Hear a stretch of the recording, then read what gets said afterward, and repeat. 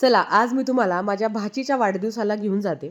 वाढदिवस नाशिकमध्ये होता. आम्ही छानपैकी हॉलवर गेलो. मस्त असं डेकोरेशन केलं होतं.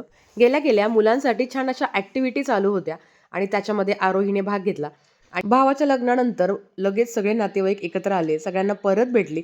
छान वाटलं. तर ही आहे आमची गोड परी, जिने अजिबात म्हणजे वाढदिवसाच्या दिवशी तिने अजिबात त्रास न दिला आणि तिचं बघून मला माझाच दिवस आठवत होते. कारण आरोहीचा जेव्हा पहिला वाढदिवस आम्ही साजरी केला, तेव्हा तिने मला इतका त्रास दिला होता की मी हॉलच्या बाहेरच तिला घेऊन होती.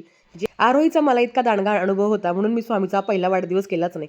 तर इकडे सगळे मुलं एकत्र येऊन डान्स करत होते. मुलांचा डान्स इथे आम्ही एन्जॉय करत होतो. ही आहे माझी मावशीची मुलगी, मामाची मुलगी. लहान मुलांसाठी जे गेम्स ठेवले होते ना, ते बघायला आम्हाला सुद्धा मजा वाटत होती. कारण लहान मुलांनंतर बायकांसाठी सुद्धा गेम्स होते. तर बघा, ही आहे बड्डे गर्ल, जी मस्त इकडून तिकडे आणि तिकडून इकडे फिरत होती. वाढदिवसाच्या दिवशी मुलं जेव्हा शांत असताना तेव्हा आईवडिलांना सुद्धा बरं वाटतं आणि त्यांनाही एन्जॉय करता येतो.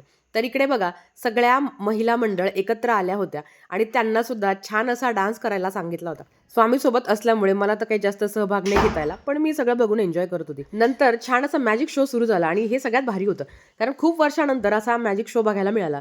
लहान मुलांसाठी तर भारी होतं. त्यांना फार कुतूहल वाटत होतं की बापरे, असं केलं तसं केलं. लहान मुलांच्या वाढदिवसाला लहान मुलांनीच मजा केली ना, तर खरं त्या वाढदिवसाला अर्थ असतो. तसंच काही ह्या बड्डेला घडलं. नंतर केक कापायची वेळ आली आणि मेन म्हणजे काहीही त्रास न देता देविकाने छानपैकी वाढदिवस पार पडू दिला.